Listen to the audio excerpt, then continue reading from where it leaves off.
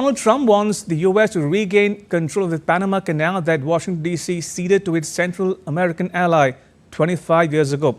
Find out why in the next report.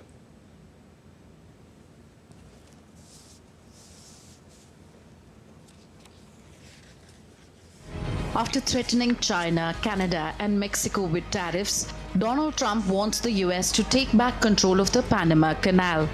As if on cue, Trump's son Eric posts an image on X that shows the US adding Greenland, the Panama Canal and Canada to an Amazon online shopping cart. Because we're being ripped off at the Panama Canal like we're being ripped off everywhere else. A secure, he just said take it back. That's a good idea. Trump is known to make off-the-cuff remarks, but this was a well-calculated attempt to test the waters with Panama and at the same time put China on notice.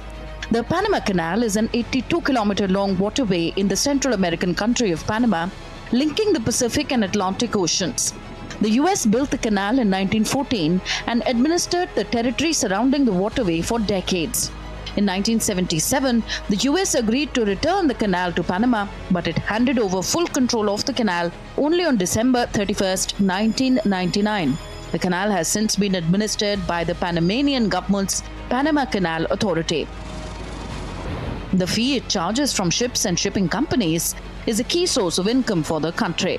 It earned record revenues of nearly $5 billion in 2023. The canal's utility lies in the fact that it allows ships traveling from Asia and the western coast of the United States to the US East Coast and beyond to avoid the long, hazardous route around the southern tip of South America.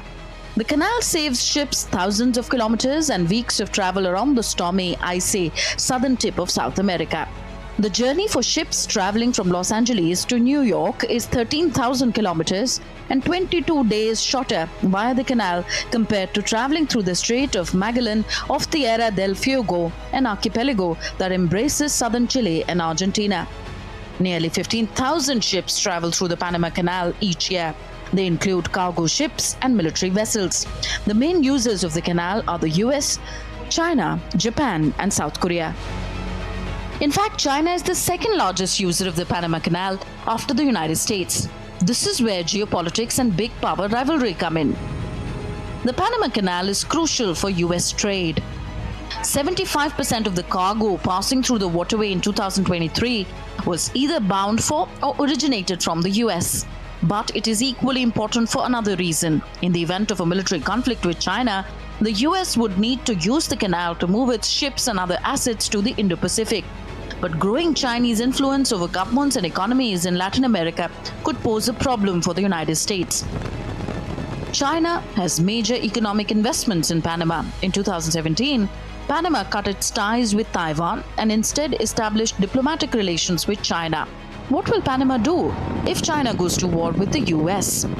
China does not control or administer the canal, but a subsidiary of Hong Kong-based CK Hutchinson Holdings manages two ports located on the canal's Caribbean and Pacific entrances. Will the US be able to use the canal during a conflict with China over Taiwan? The 1977 US-Panama Treaty guarantees fair access to the canal for all nations and non-discriminatory fees, but will it be honored?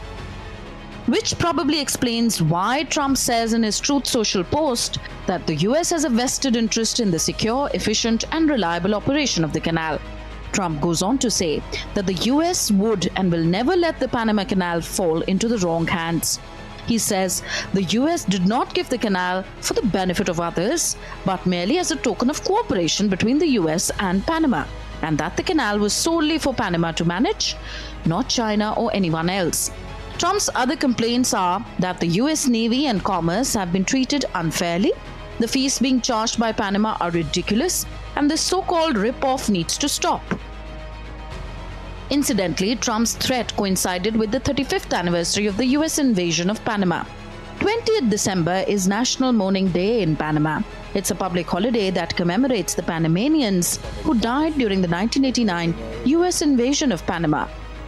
Panama's president, Jose Raul Mulino Quintero, was quick to push back. He said in a recorded statement released on X I want to express that every square meter of the Panama Canal and its adjacent areas belong to Panama and will continue to belong to Panama. The sovereignty and independence of our country are not negotiable. He also defended the fee charged from ships and shipping companies using the Panama Canal, saying that the fees were carefully and transparently evaluated. They were not set on a whim. Molino reaffirmed the country's sovereignty over the Panama Canal in a statement signed alongside 3 former presidents of the country. Mexico's president came out in support of Panama. Besides Mexico, the Bolivarian Alliance for the Peoples of Our America, People's Trade Treaty, said in a statement that its member states strongly reject the statements made by Trump. Molino also rejected Trump's allegation that Chinese soldiers were illegally operating the canal. It's nonsense. There is not a single Chinese soldier in the canal. And on the other hand, it's not going to happen. We maintain a respectful, well-managed relationship with China in terms of what is in the interest of both countries. I have always mentioned that I am very interested in the relationship with China for the effect of Panamanian exports to a market that needs everything. I will wait until January 20th to do what corresponds, which I have not yet defined with the government of the United States. At this moment, Mr. Trump is not president, nor does he have any government. So whatever he says, I will clarify it. And on my side, I will wait until January 20th to have an official government in front of me to talk about this and many other issues. All eyes are on 20th January when Trump will officially enter the White House. For now, Panama can only wait and watch. Bureau Report, DD India.